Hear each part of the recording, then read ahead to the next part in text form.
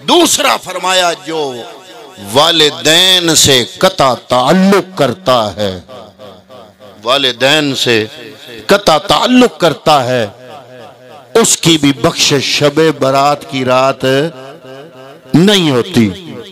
ہم اولیاء کے ماننے والے الحمدللہ اہل سنت والجماعت بریلوی مسلک، لیکن ہم لوگ بات کڑوی ہے جو کہنے لگا ہوں۔ میں بھی مرشد رکھتا ہوں، میرے مرشد کا نام حضور ضیاء الامت جسٹس پیر محمد کرم شاہ الازہری ہے، لیکن ہم کرتے کیا ہیں؟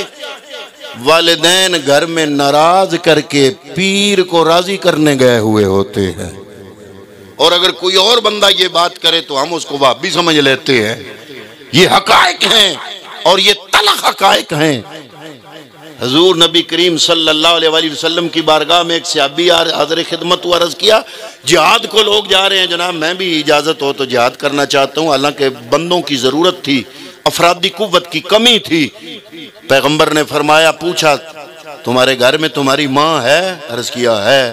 فرمایا تم اپنی جنت اس کے قدموں میں تلاش کرو، تیری جنت اس کی خدمت میں ہے۔ اگر ماں ناراض ہو، باپ ناراض ہو، رب عبادت بھی قبول نہیں کرتا۔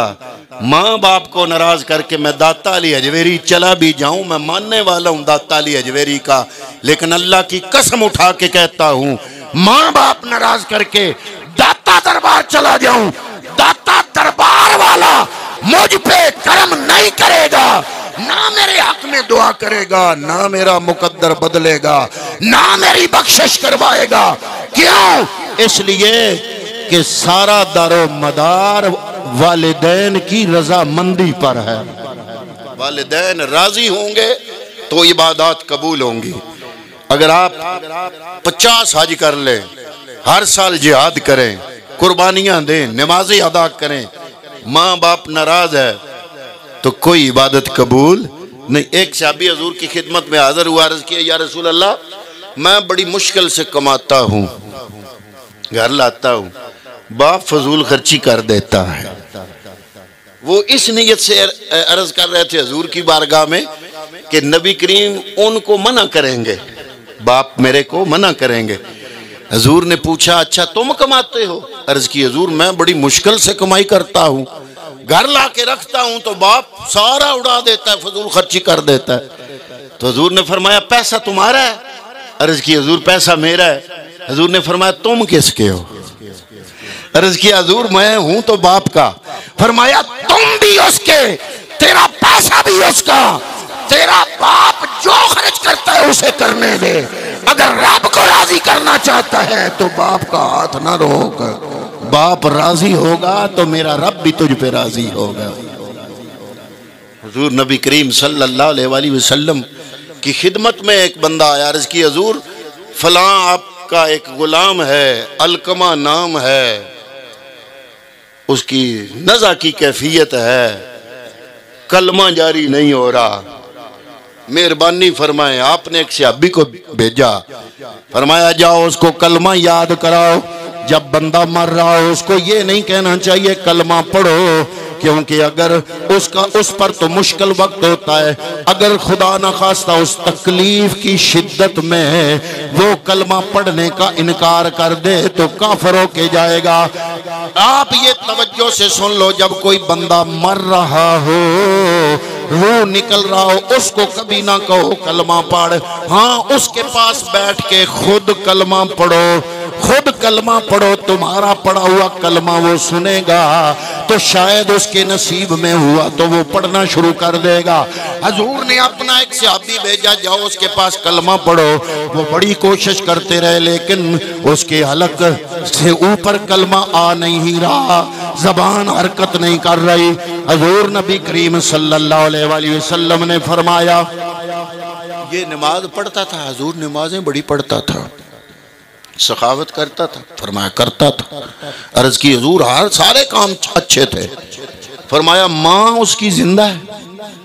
عرض کی حضور زندہ ہے۔ فرمایا ماں کو لاؤ، ماں کو بلایا گیا۔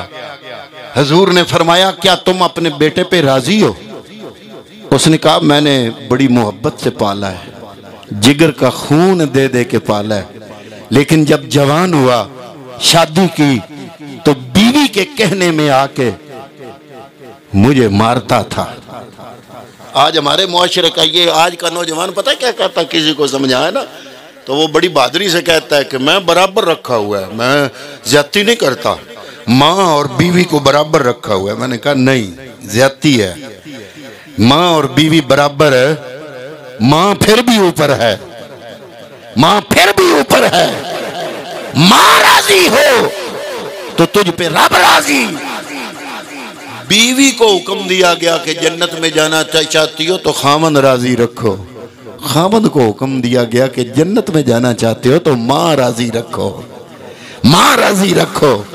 اور اس بیوی کی جو اولاد ہے اس کو حکم دیا گیا کہ تم جنت جانا چاہتے ہو تو اپنی اس ماں کی خدمت کرو۔ یہ آپ کڑی نہیں سمجھ رہے، کڑی بڑی سنہری کڑی ہے۔ خامند کو حکم دیا اگر جنت جانا چاہتے ہو تو ماں راضی رکھو، بیوی کو حکم دیا جنت جانا چاہتی ہو شوہر راضی رکھو، اولاد کو حکم دیا جنت جانا چاہتی ہو تو اس اپنے باپ کی بیوی کو راضی رکھو، تمہاری جنت اس کے قدموں کے نیچے ہے۔ یہ کتنی رشتوں کی خوبصورت کڑی ہے جو اسلام نے ہمیں عطا فرمائی۔ تو ماں کہتی ہے کہ یہ بیوی کا کہنا مان کے مجھے مارتا تھا، میرے دل میں بڑا کلک ہے، میں اس کو معاف نہیں کروں گی۔ حضور نے فرمایا اس کی زبان پہ کلمہ نہیں جاری ہو رہا، معاف کر دو۔